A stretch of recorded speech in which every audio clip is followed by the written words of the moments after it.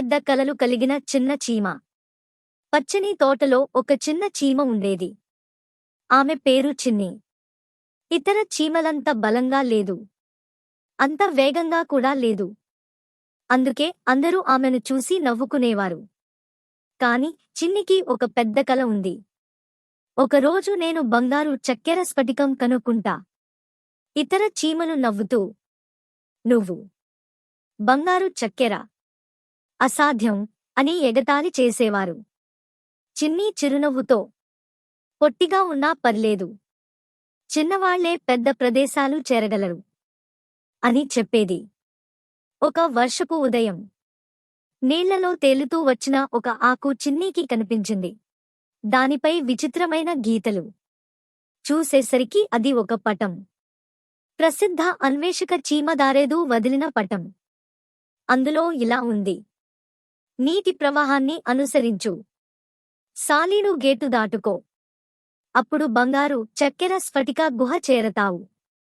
చిన్ని హృదయం ఆనందంతో నిండిపోయింది. ఒక బిస్కెట్ ముక్క కట్టుకుని, ఆకు టోపీ పెట్టుకుని, ఈరోజు నా సాహసం మొదలు అని బయలుదేరింది.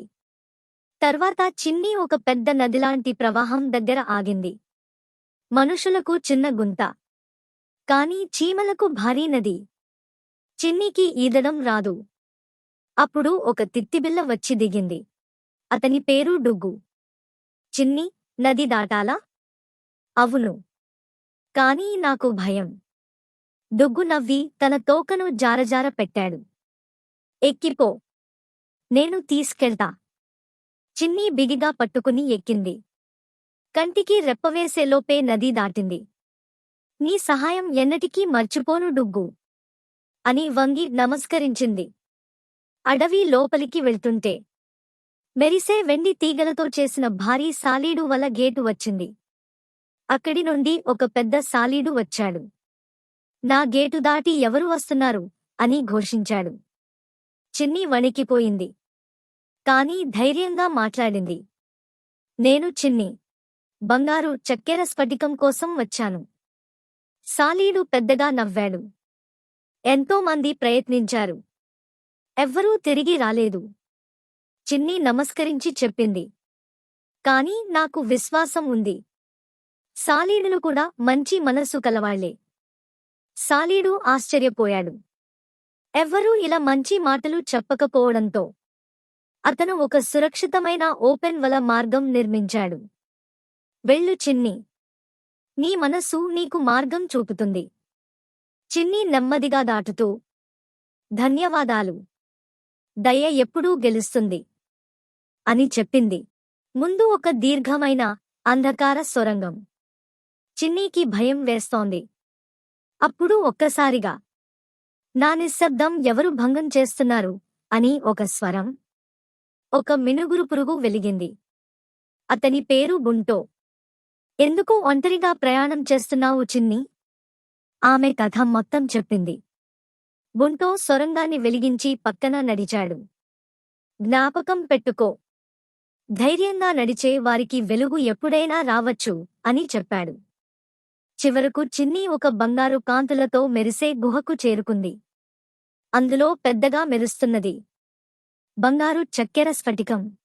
చిన్నీకి ఆశ్చర్యంతో చేతులు వణికాయి. కాని అప్పుడు గుహ కూలిపోతుంది. చిన్ని గట్టిగా అరుస్తోంది, దయచేసి ఎవరైనా సహాయం చేయండి. ఒక్కసారిగా డుగ్గు ఎగిరి వచ్చాడు. సాలీడు ఒక బలమైన వెబ్ తాడు వదిలాడు. బుంటో గుహ మొత్తం వెలిగించాడు. ముగ్గురు మిత్రులు ఆమెను రక్షించడానికి వచ్చారు. చిన్ని వెంటనే వెబ్ తాడు ఎక్కి బయటకు వచ్చింది.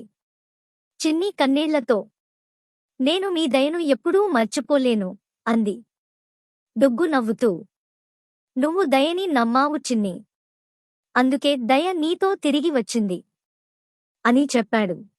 చిన్ని చిన్న స్ఫటిక ముక్క తీసుకుని కాలనీలోకి తిరిగి వచ్చింది. అన్ని చీమలు ఆశ్చర్యంతో, చిన్ని, నువ్వే ఇది సాధించావా?